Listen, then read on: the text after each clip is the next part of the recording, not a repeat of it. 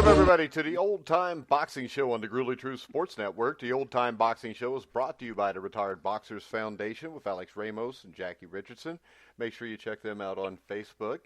I am your host for the Old Time Boxing Show, Mike Goodpaster. Right now, I would like to welcome in our resident boxing historian, Christopher Shelton. How you doing, Chris? Hi, Mike. It's going to be a fun show, so looking forward to it. Well, do you ever realize and really feel old when you realize that, like, today we're doing Dwight Muhammad Qawi, and we can do an old-time boxing show on him because that was like 40 years ago now, Chris. Yeah, it does. It does kind of feel something as a time moving along and stuff like that, and seeing such a young Evander Holyfield and young Michael Spinks and people like that. It does feel like the years are creeping up. But, that's the way it is, I guess. I guess. Someday somebody will take over the show for us, maybe, and be talking about Floyd Mayweather. All right. You're right. So, yeah. So today we're going to talk... Also, this guy still is special. We've had 40 years since then. This guy stands out, and that's why we do a show on Qawi. Yeah, he definitely stands out. He's a guy that I think is vastly underrated, Dwight Muhammad Qawi, who was at the start of his life and through part of his career through the light heavyweight portion was known as Dwight Braxton. He was born in Baltimore, Maryland, grew up in Camden, New Jersey. He got involved in crime at a young age, Chris, and was eventually convicted of armed robbery and spent 5 years in prison. Yeah, it's kind of sort of interesting because he has such a mindset to sort of be positive and go forward with life. I don't know what really happened when he made the decisions he made to, I'm going to take a gun and steal. But glad he turned it around, and never fought as an amateur because of that and such. But the mindset as a boxer, I can't quite put together with the guy that was a criminal at one time. Well, I think that, some people get reformed in prison. Unfortunately, most do not, because prison is more about punishment than it is reform. But he is one of the guys that reformed his life, and he was at Rahway State Prison, which was known for boxing back then. Yeah, but he still says that he didn't. He really picked up most of his boxing just sort of post jail and stuff like that. But he still felt a connection to all that, and the prison boxing scene. He felt very connected. He just talked about it, later in life. So he's a really interesting puzzle. And he looks different than everybody else. He's just got sort of a different story than most boxers. Yeah, and that story starts off professionally. He fought a guy who was 1-3 by the name of Leonard Langley, and he fought a draw with him. He beat Lou Benson Jr. on points. Then he loses to Johnny Davis, who was 3-0 at the time. But Johnny Davis is a guy who would go on to be a light heavyweight contender, and that Braxton would fight a few more times. So I think when you look at the 1-1-1 start to his career, probably more because that was really the start of his career with no amateur background. That's true. And I imagine with no amateur background, Johnny Davis would be a puzzle. Johnny Davis would always sort of be a puzzle for Qawi. And his brother could eventually at least show a lot more boxing than Qawi's used to. Yeah, the 1-1-1 is kind of unusual for somebody that eventually, I hate the idea that you have to start out 27-0 and fight a bunch of chumps and stuff like that. So I'm sort of glad he actually kind of went out the gate fighting some boxers. And Johnny Davis, I don't know if he schooled him or not, but he certainly 3 times does have to be his biggest rival, even though it's sort of a quiet biggest rival for Qawi. Yeah, and then basically he fought a bunch of nondescript guys, goes on a long winning streak. Beats Johnny Davis in January of 1981. Then he fights Mike Rossman, which was a nationally televised fight from Resorts International Casino in Atlantic City. Mike Rossman, of course, was a guy who was, a champion who upset Victor Galindez in the Superdome the same night that Ali beat Spinks in the second fight. Of course, then he lost it right back to Galindez, I think, in his first title defense. But the Jewish bomber, Mike Rossman, was a good fighter. And Dwight Braxton really took him apart. Right, Rossman was, much more experienced and stuff, and again has the reach like everybody did against Qawi. Qawi kept changing his height from about 5'7" or a little under 5'6", maybe 3/4, and it's Qawi kind of sort of coming out of nowhere because as he's fighting Rossman, it seems like he's sort of come out of nowhere, and yet they're already talking that if he wins, he's going to get a title opportunity.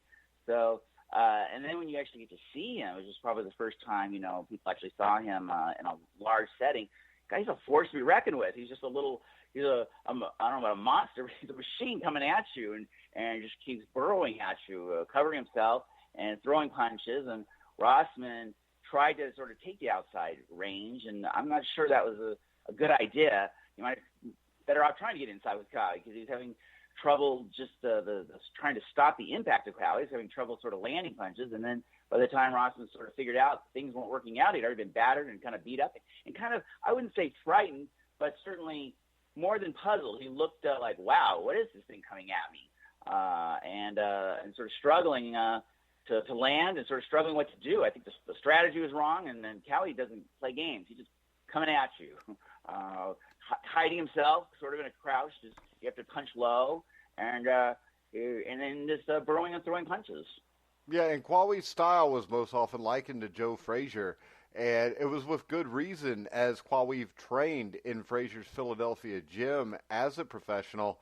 And we saw a lot of guys that were compared to Joe Frazier. You remember Smokin' Burt Cooper, guys like that. But Qawi really did have a style that was almost dead on Frazier's. Yeah, I would think that I've got to give Qawi credit in just in the visuals of these things that he comes across to me as a better defensive fighter than Frazier, but you can't knock Joe Frazier. Joe Frazier is knocking everybody out, beating up everybody for a reason. Maybe Frazier, Qawi, there's an illusion of how hard he hits. There's no illusion with Joe Frazier. Joe Frazier hit hard, but you're right. They both come at you sort of nonstop with ferocious energy, and I wouldn't say machine-like exactly. Frazier is a little more openly demonstrative. He smiles throughout his fights, which. But other than that, yeah, they're very aggressive guys, and yeah, it's not surprising they sort of came out of that Qawi would be influenced by Frazier, certainly in how he fought. Yeah, and next up, those wins led to returning to Rahway Prison, but not for something that he did wrong. This was to fight James Scott, who I think Scott was the number one contender at the point. Scott had fought a lot of fights on HBO. He fought on NBC.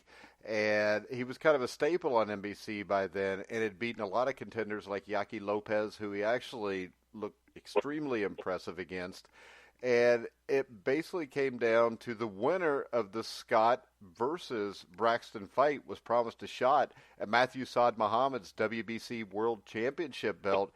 And Braxton completely dominated his fight. And I know that you've thought from looking at it that maybe something was up. Yeah, it was a strange fight. It's interesting that it's in the prison itself with just the inmates and such. But the puzzle of it is twofold. One is that for Qawi, he didn't have to fight this fight to get a title fight. He was already guaranteed the title fight and kind of threw that to the side to take on Scott. Now, if he loses to Scott, he's not going to get that opportunity. So it's a little bit of a puzzle that he would even take the fight. He said, well, the TV offered me money, and I want money. So that part maybe makes sense. But then Scott didn't really fight looking like Scott. Scott's usually a much more aggressive fighter. I don't know why he seemed, I don't know about intimidated, but he was certainly backing off a lot on Qawi. And he seemed like he had opportunities to move in, throw punches and stuff. And he just wasn't doing it. And there was so much for Scott on the line. Never fought again, which is also a puzzle. I'm not sure what happened, but it's a strange fight. Qawi just looks like Qawi in a sense. But James Scott, I don't know if what was going on with Scott. Was it strategy? Was he sort of I have a theory here. Because sure. I've got most of Scott's fights, like to Jerry Celestine, who ended up fighting Michael Spinks for the title, Yaki Lopez. These are all guys that he beat. Bunny Johnson, Richie Cates, Eddie Mustafa Muhammad, beat them all in Rahway State Prison. The thing about James Scott is this. In 1980, I think it was the middle of 1980, he got beat by Jerry the Bull Martin. And this was after he'd beaten Yaki Lopez. After Jerry the Bull Martin, he fought David Lee Royster, who was like 15-15, struggled at times, ended up stopping him. But I think by the time you get to 1981, it's September 5th of 1981, you're a year and a half after the Jerry the Bull Martin fight where he got beat. And I think that he just wasn't the same fighter anymore. And I mean, being in prison for as long as he'd been in, because his first fight at Rawway was early in 1978. I think it took a lot out of him, and I think he was a guy that was a little older than what he claimed to be, and I think that Qawi battered him because I just don't think that James Scott could get off the way he used to. Well, it is true that he may not quite have been the same fighter as he had been at his peak, but at the same time, it is a prison. He's an inmate, and I got the feeling from the TV coverage and such of the inmates, they really want to make sure there's no incidents. We don't want any incidents. So clearly Scott's going to have a real strong briefing of we don't want any problems. We don't want, anything. And Scott fought just a sort of overly clean defensive backing off. And not again, what puzzles me is it looks to me there's plenty of opportunities for him to go in and land some kind of punches or throw punches, and he just didn't do it. It's a strange fight. I think again, Qawi, even though it's strange for Qawi with a title opportunity to maybe piss it away, but his money's money, so I'll give him the benefit of the doubt. Something's wrong with Scott. It could just be he's a little bit shot, but I don't know. It just looked to me like that he wasn't, not that his heart wasn't in it, but maybe he'd been told in a sense, hey, you know what, well, your heart's not going to be in this one because we don't want trouble on TV with our prison and such. I don't know, but he didn't look right. Well, how about this? I would also give you this. I believe that the way Qawi fought, not many people outside of a Joe Frazier have been able to pull off fighting like that, and I think it's something that Scott had never seen before. I mean, if you look at the guys he fought before that, they were more of the clean boxer type outside of Yaki Lopez, who was actually a pretty clean boxer too. And I think Qawi swarming, and I still think being in prison for 5 or 6 years has to affect you also, whether it's mentally, physically, or probably both. Yeah, I do agree. He never nobody, if they haven't faced Qawi, says probably would face somebody like him. And there is a swarming style and an aggressive style. Qawi at this point is just on fire. And for TV audiences, boy, he must be a quick fan favorite because just like casually showed some people Qawi fights who didn't really know who he was. And stuff like, who is this guy? I really like this guy. He's a fun guy to watch, and but probably not a fun guy to face. So it is true that I think maybe there was obviously the strategy going in. Obviously the strategy seeing Qawi was to back off him and be more defensive. It just, like I said, is a little bit of a puzzle, but that doesn't mean if Scott had engaged a little bit more that it's anything remotely a sure thing to beat Qawi. In fact, I don't think necessarily that at all. Qawi's on fire at this point. It just, again, to me, Scott didn't seem to engage as he could. He had to have been given some kind of briefing by the prison itself. He is a little bit shot. He could have lied about his age. I think he's disappointing. Qawwi's now you're really. I think overall there's a lot of things that could have been at play here, but the biggest thing at play is, and I think we found out, from here on out, that Qawi was probably just a better fighter than James Scott. Oh yeah, certainly, and at this point in their careers, Qawi's on point. He's really on fire. He's looking at the goal. He's looking at money and a career and a life, and at this point, I don't know who could stop him. Maybe, I don't know, Spinks or somebody, but certainly not a Scott. Yeah, and then December the 19th, which I remember this day really well because it's my birthday. And Matthew Saad Muhammad was probably my favorite fighter. This is December 19th, 1981. I was always excited when Matthew Saad Muhammad was going to fight. He made almost $500,000 for this fight. Qawi made $50,000.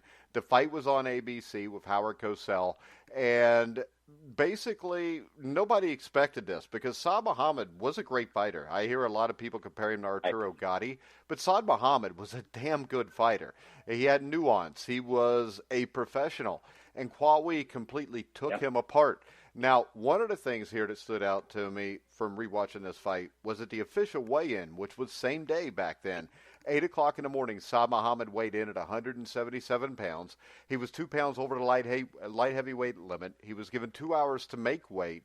At 9:55, after spending basically 2 hours in a sauna and running on the beach, he weighed in at 174.5, which had the weight drain him also. And I will also say, I think Saad Muhammad, if we look back at it, probably was at the end of the road for him also. But once again, it's not to take anything away from Qawi, because I think Qawi beats him any day of the week also. Right. And again, I sort of have to I'm not a conspiracy kind of person, and I still ultimately don't believe in conspiracies, but it is sort of strange that Muhammad said he was using a scale and he didn't know he was apparently like 3 pounds overweight, and that's very puzzling. But in the end, Muhammad had a great run. He had several defenses, tough fights, and he probably was a little bit, worn down and stuff. And you're facing Qawi, and Qawi, coming at you. So Muhammad is looking pretty good at first, trying to box with him a little bit, trying to use the skills that he has, and you can see him wearing down almost no matter what. But no doubt the problems, the puzzling problems of the weigh-in, had to tire him even more. But I don't believe that it would have made a difference other than perhaps Muhammad would have gone the distance and with Qawi getting a pretty easy decision. But nonetheless, it didn't work out, and Qawi knocked him out. Yeah, and then Saad Muhammad defends against a tough Jerry Martin, who had also beaten, the aforementioned James Scott. And he handled Jerry Martin relatively easily. Get out of him, the big guy.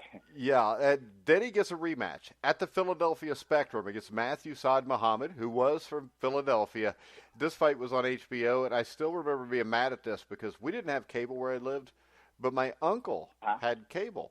And he lived like 20 minutes away, but he wouldn't answer his damn phone. And I remember being so upset. I was like 12 years old. I actually cried because I couldn't see this fight because I thought Matthew Saad Muhammad was going to win his title back. That was not to be the case. He got his ass beat. I mean, this was... Oh, this time, yeah, absolutely. Yeah, this is one of the most brutal beatings you'll ever see. Unless you watch Qawi beat up Jerry Martin first. Yeah. Qawi's on fire. And Muhammad... did have the sort of, the weigh-in, controversy. Now that's not going to happen. Now he's really ready for Qawi. Now he's, got a refresher or something. Might school Qawi to a certain degree, and no, that didn't happen.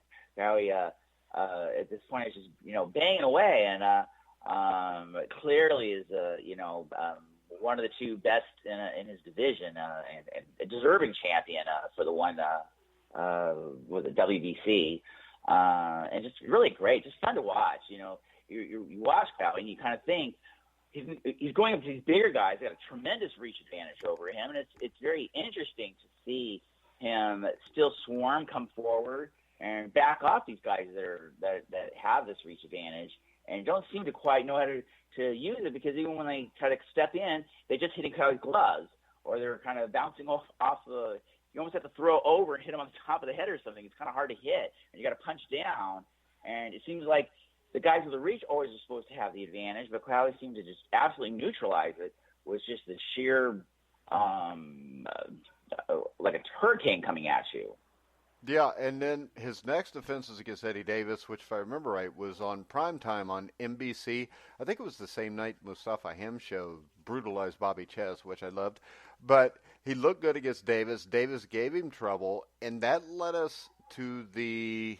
the WBC, WBA unification, Michael Spinks against Dwight Braxton, March 18th, 1983. And I think, at least during my lifetime, this was the biggest light heavyweight title fight, at least in my lifetime. It was. For a non-heavyweight fight, this was kind of turning, bringing up it was kind of a period where the heavyweights weren't controlling everything. And, yeah, it was a very exciting fight. And if I could just mention on Eddie Davis one thing, we'll never do a show on him, but when we talked about him versus Spinks, he gave Spinks a hell of a battle, very, very close. Oh, a lot of people thought he beat Qawi, Spinks. Qawi knocked, Eddie Davis down in the first round, and everyone saying, they stop this thing, don't let him. And Eddie Davis got up and started really boxing and stuff like that. So and gave Qawi something to think about. So Eddie Davis is an interesting guy. I'm glad he gets to be a side character for what we do. But yeah, the Michael Spinks Qawi is very interesting because of the contrast of Qawi being such an exciting fighter. And Michael Spinks is not an exciting fighter, but he's got the reach advantage. He's really smart, the Olympic gold winner, and seems very confident because he did also the commentary partly for versus Davis. And he doesn't seem to worry about it at all. And then, of course, the sad problems involving Michael Spinks. The mother of his child was killed in an automobile accident. And, yeah, that was just a few days before, too, wasn't it? Right, and he didn't, a young daughter, and he did not postpone it out, which I give him credit for that. But you think there'd be a lot on your mind, and I think I said in the other one, he was in the locker room with his daughter. His daughter says, "Is Mommy going to watch the fight?"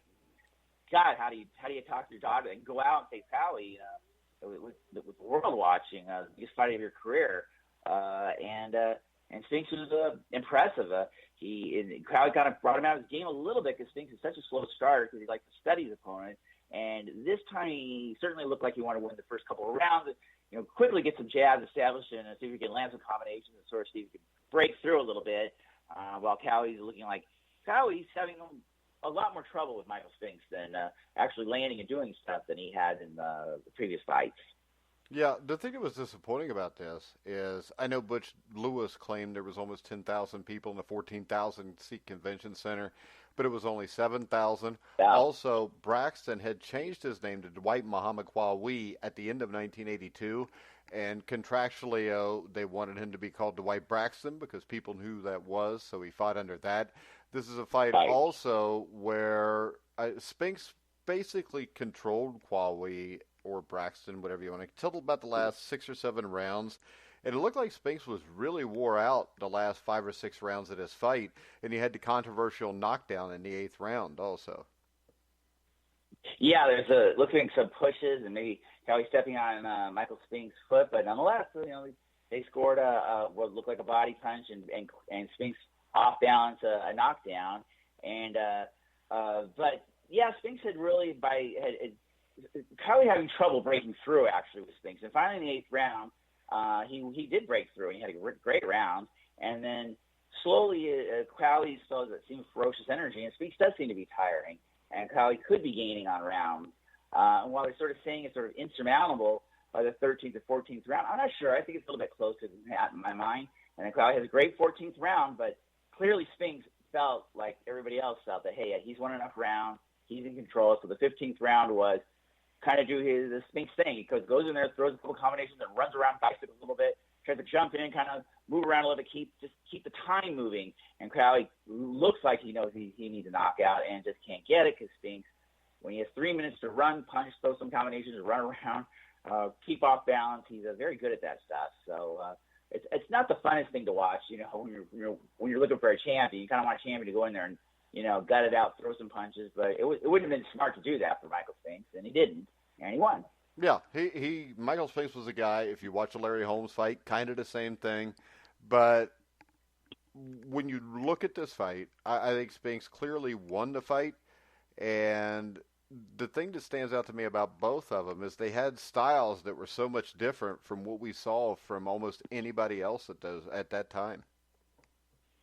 Yeah, and also just the contrast is just how many boxing bouts that he had to include the amateur ranks because, Spinks had 100 amateur bouts in that area and Qawi has none. So Spinks is, clearly, and they sparred against each other a lot. So they're familiar with each other to a certain degree. This is an interesting sparring sessions because they're how different they are, the size difference. Spinks is like 6'2.5", and Qawi, again, they keep changing his height, but it seems to be somewhere around 5'6 3/4". But Spinks used that reach advantage much better than all the other taller fighters that Qawi faced. And he's just a smart guy once he starts figuring out his opponent of keeping him just enough off balance and just a good boxer, smart boxer. Though I will say, I agree that he looks a little bit like he did with Holmes, only it's so charming to see it against Holmes because the small guy that David against the Goliath, it's not so charming to see it against Qawi, but it is a smart thing to do, and Michael Spinks is nothing else.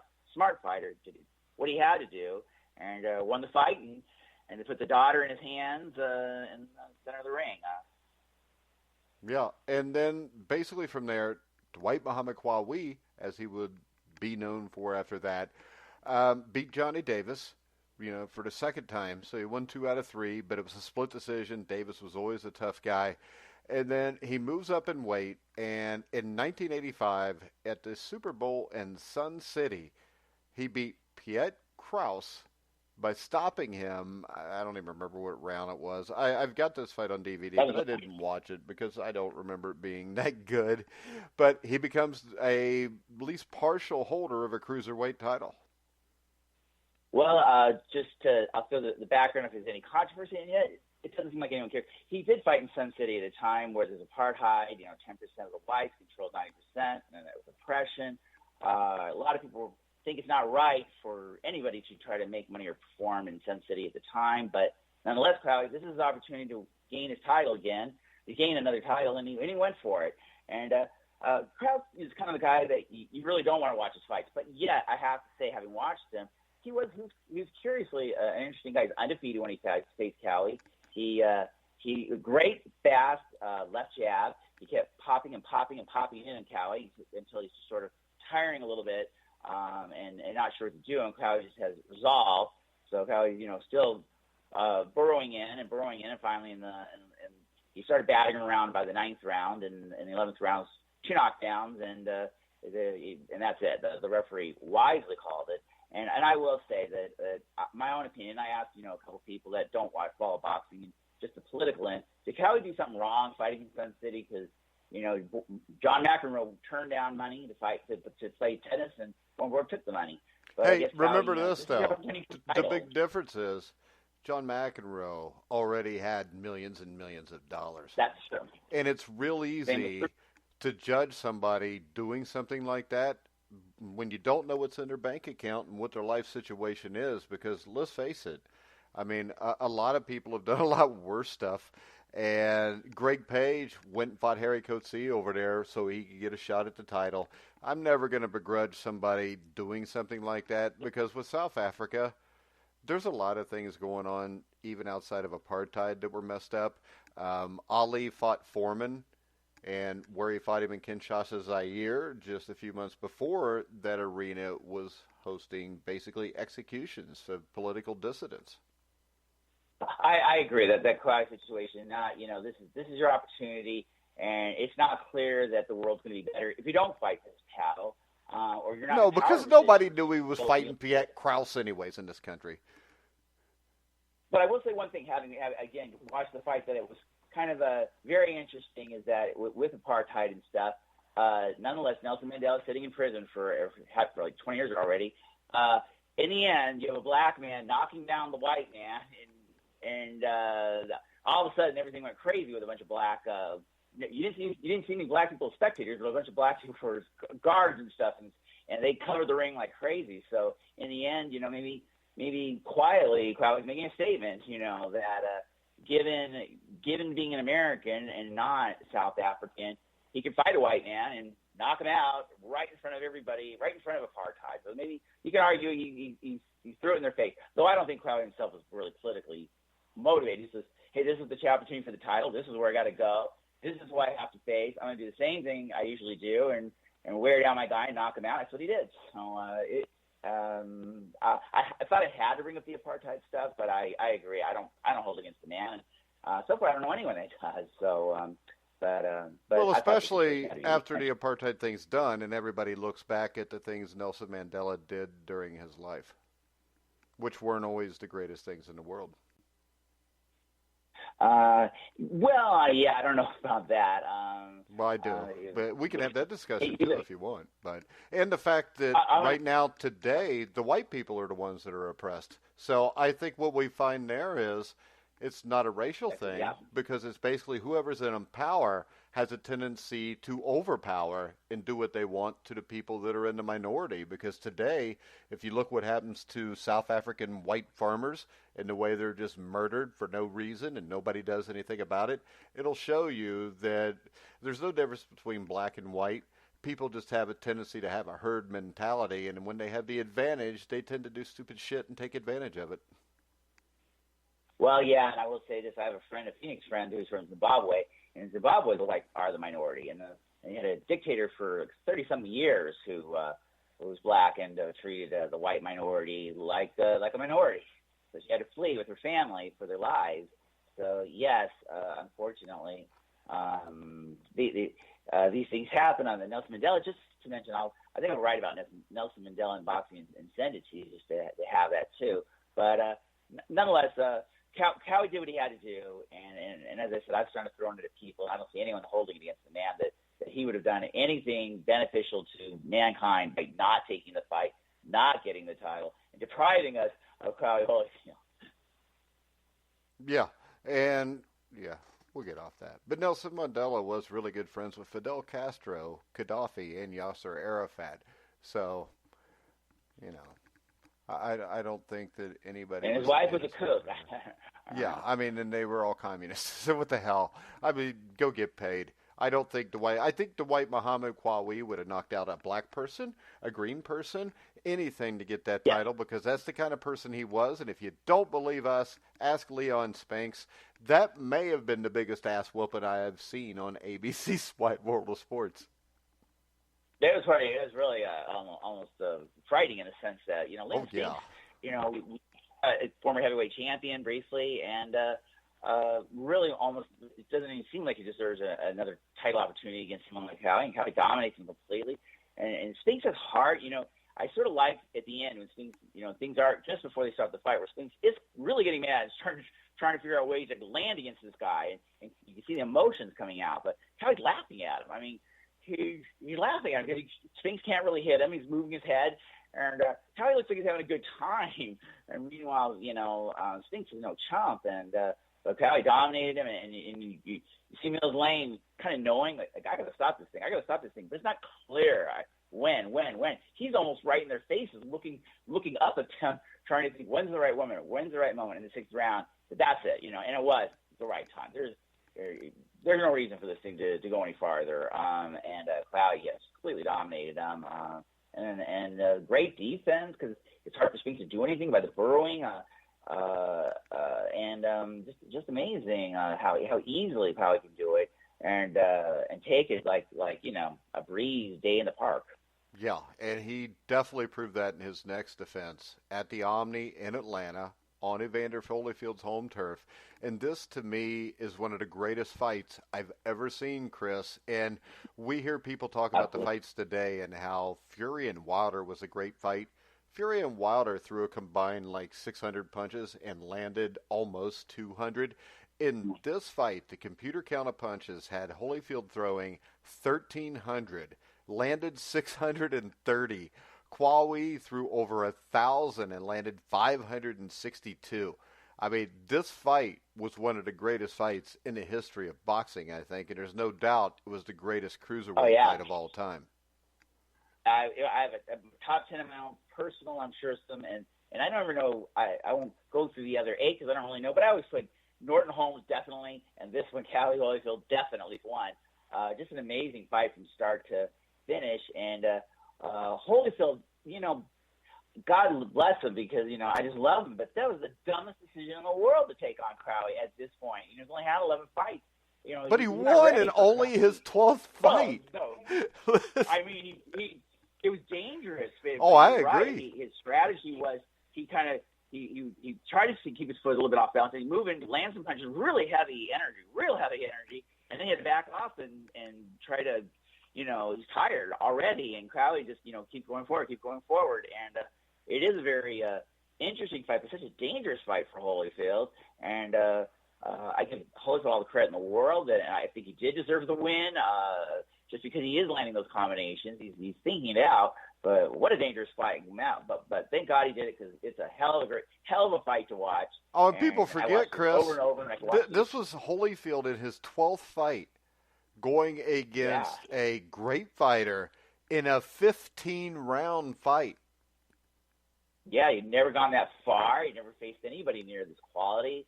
Like I said, in retrospect, it has danger written all over for it. But you know what? Holyfield's like, I'm not waiting around. I want the best. Holyfield loved combat, and that is why so many people, sometimes they ask, are you going to do one of our things on Holyfield? I go, well, we almost can't. It'd take 10 hours.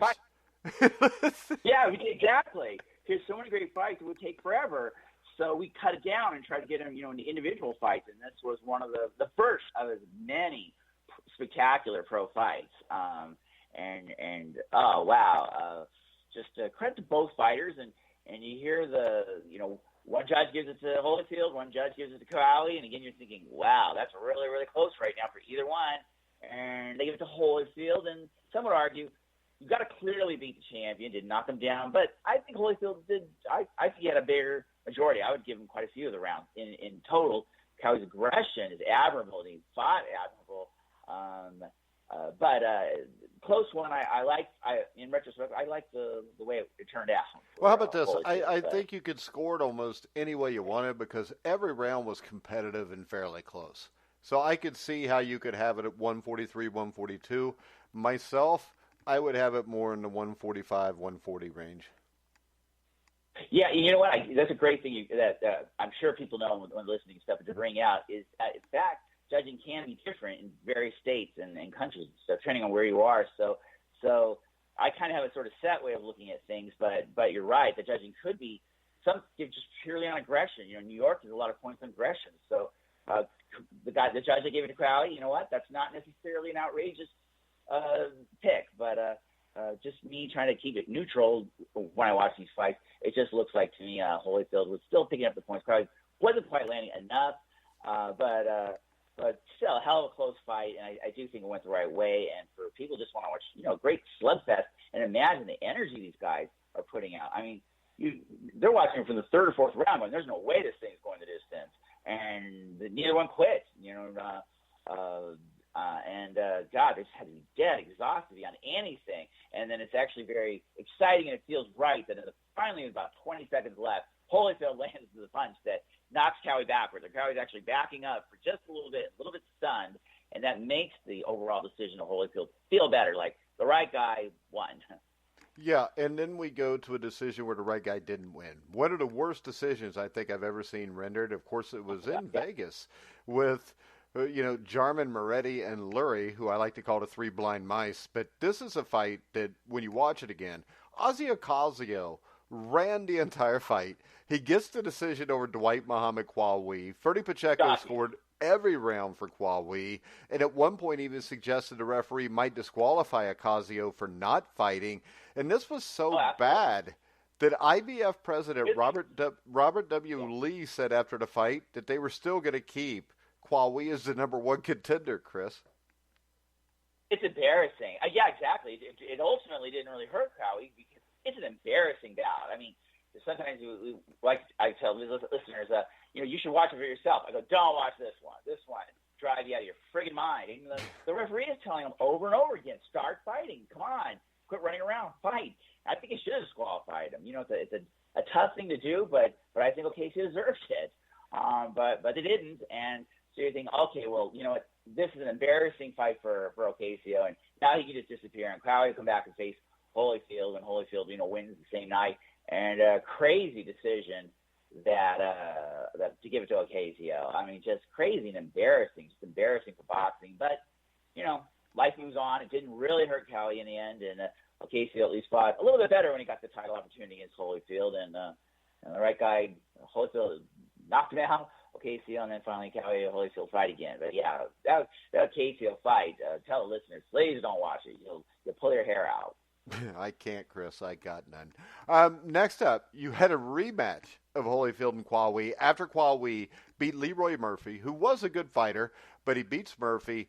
You go into the second fight, and by I just want to say one thing about the Leroy Murphy fight that's kind of puzzling. He's only lost once before. Murphy looks like he's just getting into quitting. I've never seen him fight almost since for such a tough guy.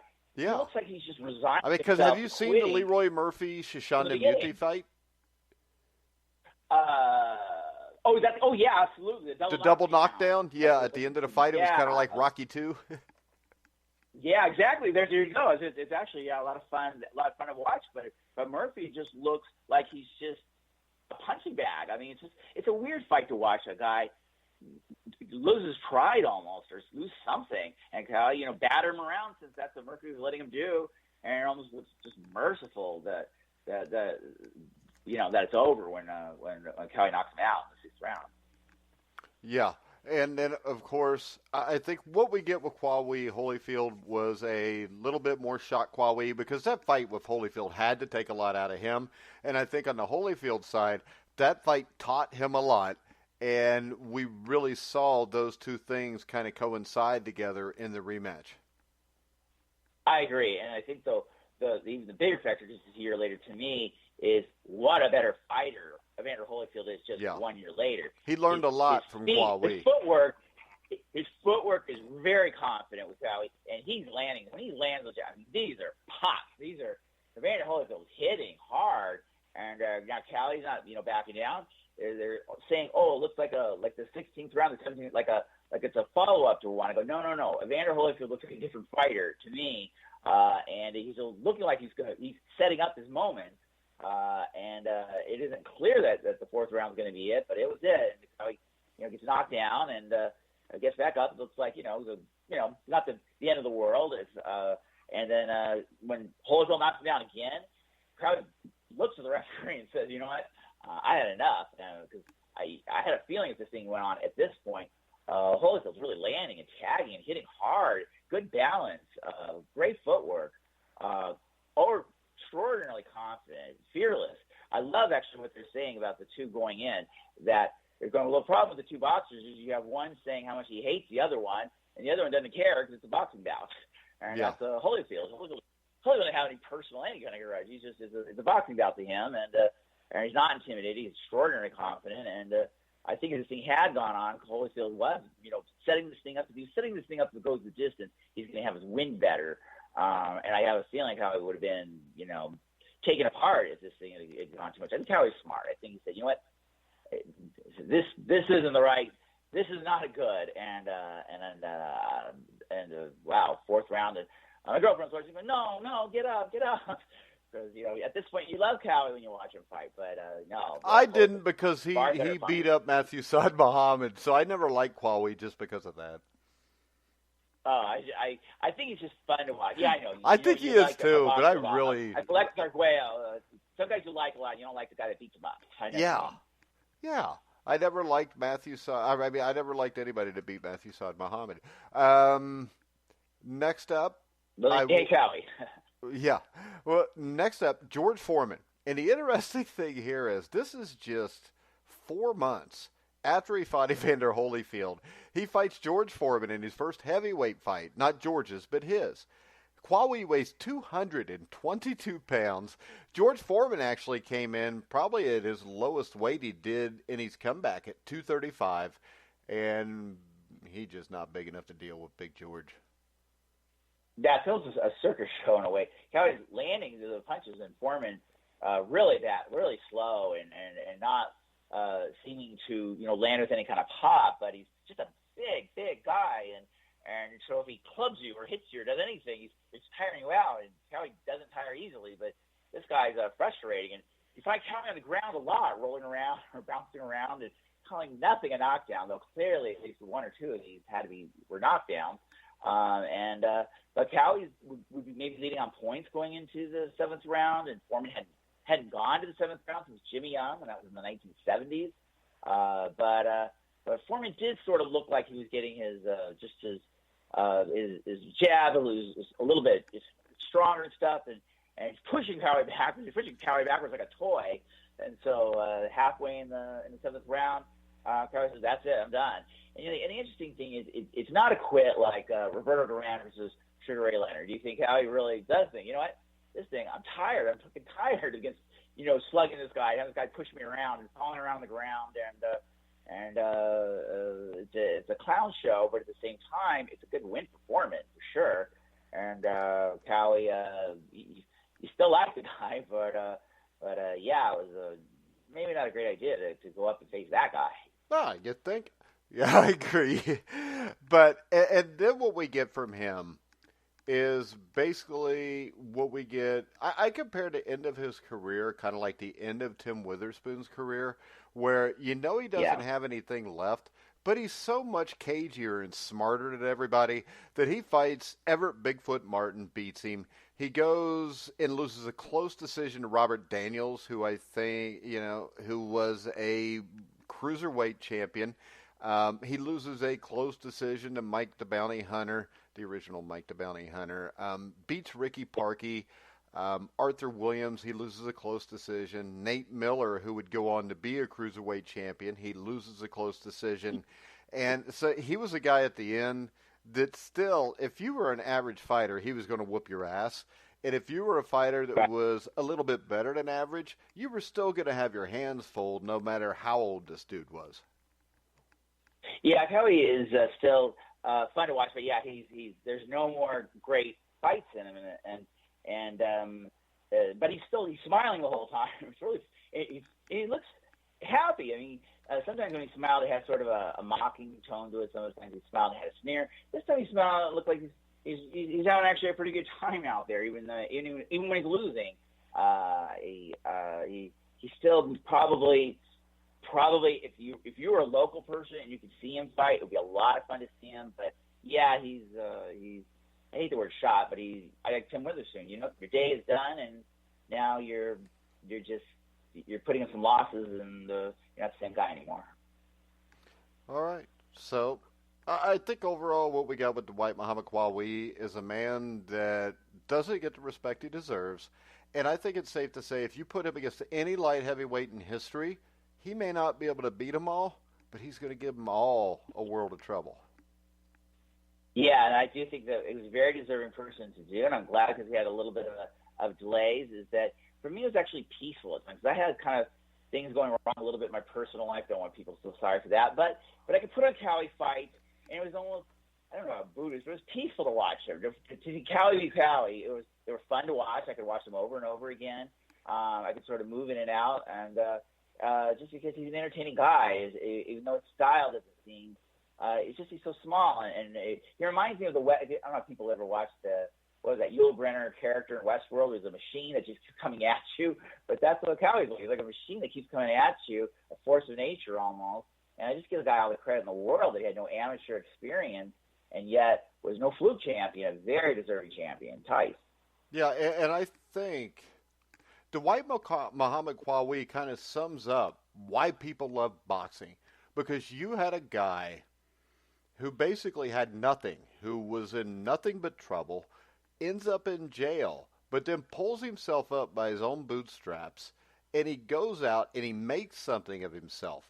And he always gives everything, I know, except maybe in training sometimes once you get towards the heavyweight years.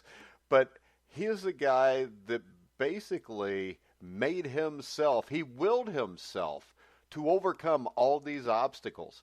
And I think that is the great thing about boxing, and that's what draws so many people like us to it. Right, I agree that he isn't even so obvious like a Muhammad Ali. He's a showman in the sense that you and I love boxing, so we watch Michael Spinks and we just admire his boxing. But some people could use a lot of these fights as, I don't know about dull, but sort of workmanlike. But Qawi comes out there, he's a force. So even if you just casually watch boxing, even if you don't quite know who he is, you're instantly drawn. You're saying, who is this guy? This guy's great. I think he's a fun guy to watch, and I do think that's the heart of boxing, is being excited while you're watching the bout, rooting for him or against him, but excited because one of the guys is really coming out there, and even if you're not familiar with him, he's fun to watch. Yeah, and he is relentless, and that's what I like to see in an athlete in any sport, is somebody who can just impose his will. You know, it's like Tom Brady and Joe Montana weren't the greatest physical specimens as quarterbacks, but they could impose their will on you at the end of the game, and even if you had more talent than them, they would figure out a way to beat you. And to me, that's what a guy like Dwight Muhammad Qawi was. That's what drew me to Matthew Saad Muhammad, you know. That was a guy who was born and lived in an orphanage. I mean, somebody stuck him on the stair steps of a Catholic church. He got raised like that. And he goes from rags to riches, but unfortunately, with Matthew Saad Muhammad, and as often happens in boxing, you go rags to riches, and you end in riches. Yeah, and he had a lot of great defenses, several defenses before he faced Qawi, and tough fights. Absolutely, you know, he is a great boxer, thinker. He could hit. He just faced the wrong guy a little bit further along in those defenses. Who knows if he's well, then, you know, it's hard to do these things. You know, you have to face them when they face them. And at that point, Qawi was the man going forward, and it wasn't obvious until Qawi battered him, but Muhammad was at the end of the line of a great run of defenses as champion. All right, Chris, what do we want to discuss next time, and when do we want to discuss it? I was thinking a couple names. We talked about Mike Weaver before, maybe, or Jack Dempsey. I always like Jack Dempsey. I know you don't like him too much, but I think he's fun to watch and interesting to watch. It's not that I don't like him. I just, when you don't defend your title for 3 freaking years, it's kind of stupid. Oh yeah, I understand. There's also some people say they want to fight black fighters, and there's things against them. So I think also with the black profession fighter against them. thing, there was only like one, was it Harry Harry Wills, Wills, maybe, yeah. that really in the 1920s was even a contender. So, I mean, it wasn't like he was ducking tons of guys. The thing I always wondered was, Jack Johnson actually, his career went longer than Jack Dempsey's. I think it would have been nice at some point in like 1921 if they'd have fought each other, just for posterity's sake. Yeah, I think that's what it would have. Because for Jack Johnson, actually, I think his championships listed in many ways is 1908 to 1915. I listed 1902 to 1915 because 1902 to 1908 is clearly the best black fighter. And actually, Jack Johnson, I don't think was clearly the best heavyweight from 1908 to 1915, but I think he definitely was from 1902 to 08, except... I agree. I do wonder what happens if a prime James Jeffries fights him, because I think James Jeffries gets bogged down kind of like a Michael Spinks, where people just remember that last fight, and they forget that up until that point, James J. Jeffries was undefeated. He had beaten, a few Hall of Famers, and I think that Jeffries against Johnson in their prime would have been a much better fight than what people realize. That's absolutely no doubt about that. That in fact, Johnson was already a little bit past his prime. I agree, and Jeffries certainly was. He was way out of weight. He hadn't fought, and he had to lose a ton of weight, and he's still overweight when he fought Johnson, and didn't fight him very smart. It's unfortunate. You're right that so many people. I've tried to write about Jeffries and stuff because Jeffries is a great heavyweight, and people often did think it was just the one fight, and that's not how you judge him. You just say you don't judge Michael Spinks for that one fight against Tyson. You don't judge somebody for their last fight, especially when it's 5 years or so since you fought. Though, there's a lot of racial stuff definitely brought to the table. Yeah. And he had to take the fight. It was too much money not to take the fight. And too much of everything. I mean, all of a sudden, and Jeffries was a much more private guy. Johnson could handle all that spotlight. Jeffries was a very private guy, kind of, a loner in a sense. And now the attention on him and stuff like that. And there was this, besides the money itself, but this pressure to a white man should take Jack Johnson's title. And I don't think it's just because Jack Johnson is black. I believe if another black had been somehow heavyweight champion, not Jack Johnson, it might have gone better. Jack Johnson kind of laughed at people, broke the rules, did what he wanted to do, dated white women. He flaunted it. Well, he also broke the law with the Mann Act, and he did run prostitutes and stuff. He did, but they did sort of invent that just to arrest they didn't. them. Not all of them. The ones he married did. No, he dated prostitutes. Yeah, he dated prostitutes. He married prostitutes. They're all white, and he did openly. Certainly, he lived life the way he wanted to live life, and God bless him for it. I like Jack Johnson a lot, but I don't. I think he was a miserable human being, but because he was. Well, I kind of just feel like he's a sports guy. I don't think he was really into racial issues or anything like that. He liked sports. He liked to gamble, and he liked the fast cars and got speeding tickets, even though it's fast.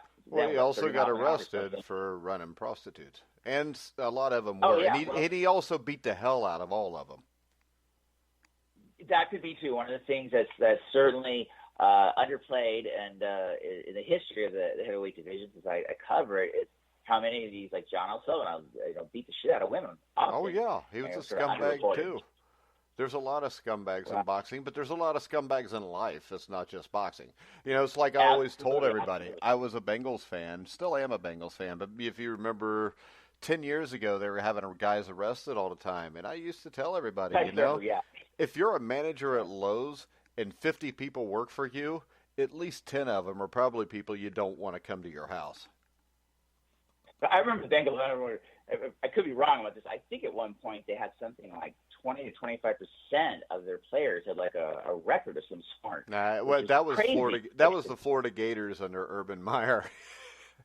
But